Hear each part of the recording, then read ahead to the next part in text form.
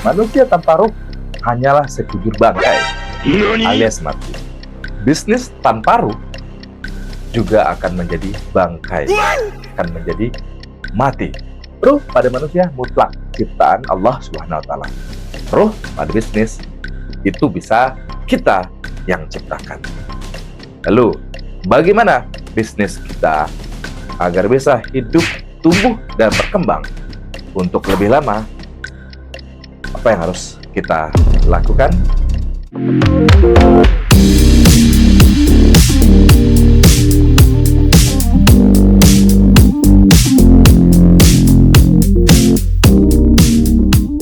Yang pertama adalah pahami dulu yang dimaksud dengan ruh tersebut. Ruh pada bisnis yaitu value. Jika ingin bisnis kita terus berkembang, yaitu ciptakan value yang tepat pada calon konsumen kita. Lalu, bagaimana menciptakan value yang tepat agar sesuai dengan target pasar kita? Tentunya, ketika value kita sesuai dengan target pasar kita, maka bisnis kita akan terus tumbuh dan berkembang. Hal pertama sekali yang harus kamu lakukan adalah riset pasar. Bisa saja peluang pada riset pasar akan kamu ketahui apakah target pasar kita ini membutuhkan produk, membutuhkan penawaran dari kita. Value-nya apakah hanya produk atau ada benefit yang lainnya? Yang kedua yang harus kamu lakukan adalah tentukan STP-nya. Segmenting, targeting, dan positioning. Segmentasi pasar. Ketika kamu sudah melakukan riset pada segmentasi pasar, bisa saja segmennya adalah menengah, bisa saja segmennya ke bawah, bisa saja segmen adalah orang golongan-golongan atas. Ketika kamu melihat peluangnya, maka tentukan segmentasi pasarnya adalah yang atas, yang menengah, atau yang bawah. Yang berikutnya adalah targeting. Ya. Ketika kamu menargetkan calon konsumen kamu, apakah umurnya 20 ke atas sampai 30 atau 40 ke atas, atau produk yang kamu jual adalah produk yang untuk lansia atau untuk baby. Semua segmentasi pasarnya, semua target pasarnya itu berbeda cara komunikasinya dan berbeda permintaannya. Maka umur menentukan dalam sebuah menargetkan pasar. Berikutnya adalah positioning. Positioning ini menentukan brand kita atau produk kita di benak calon konsumen. Positioning ini hal yang sangat penting kita lakukan terhadap menentukan value. Positioning itu kita tanamkan pada benak konsumen. Semisalnya pada studi kasus orang mabok di perjalanan, biasanya pasti Antimo. Value-nya dari Antimo itu sendiri adalah akan memberi ketenangan dalam sebuah perjalanan. Kemudian dia beli dengan harapan tidak mabok di perjalanan.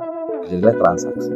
Tapi untuk positioningnya, apakah cuma hanya brand Antimo yang untuk mengatasi sebuah perjalanan? Ternyata tidak, ada brand lain. Tetapi sudah ada di benak kita adalah brandnya adalah brand Antimo. Ini adalah kebutuhan branding, tapi positioningnya adalah pada mabok perjalanan atau sakit kepala di dalam perjalanan.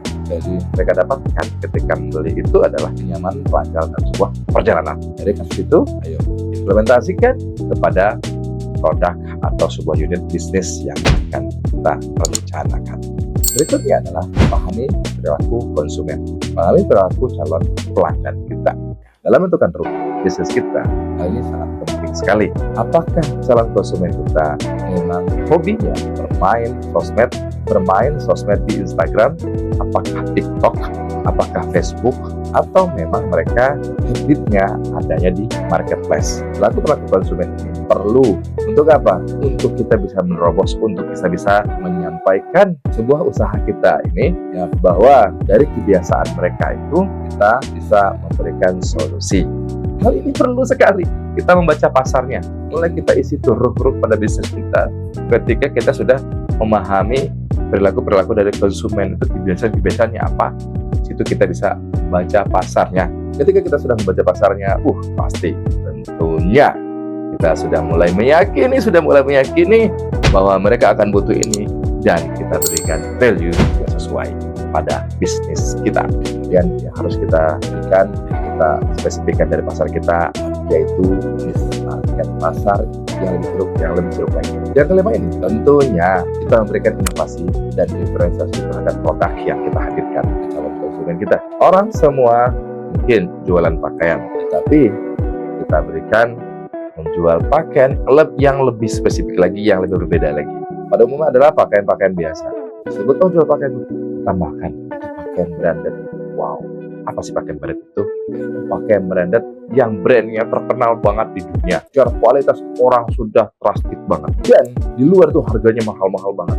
Nah, kita memberikan pakaian branded dengan harga yang terjangkau sesuai dengan target pasar kita. Orang Indonesia pasti maunya produknya bagus banget, terkenal banget, keren banget, tapi harganya semurah-murah mungkin, dan kalau bisa murah banget. Nah, itulah kita mainkan pakaian branded.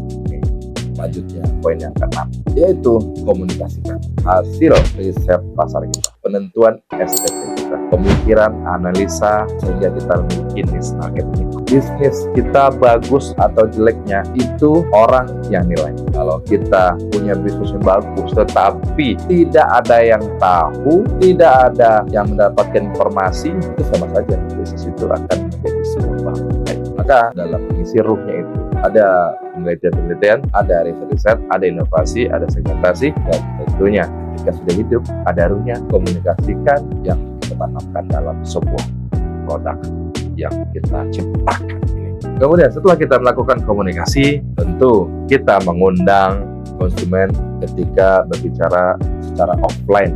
Orang datang ke toko kita, ke toko-toko konvensional, mungkin kita sudah melakukan riset pasar, segmentasi pasarnya adalah orang-orang yang memang kelas bawah. Dan kalau kelas bawah, otomatis harganya juga harga yang kelas bawah. Di situ berikan situasi yang sederhana. Karena apa? Ketika kita hadirkan sebuah kemewahan, sedangkan target pasar kita adalah orang bawah, ya kemudian kita menghadirkan sebuah kemewahan di sebuah outlet kita, itu tidak berimpact apa-apa, melainkan cost-nya besar. Karena yang mereka cari adalah tetap barang.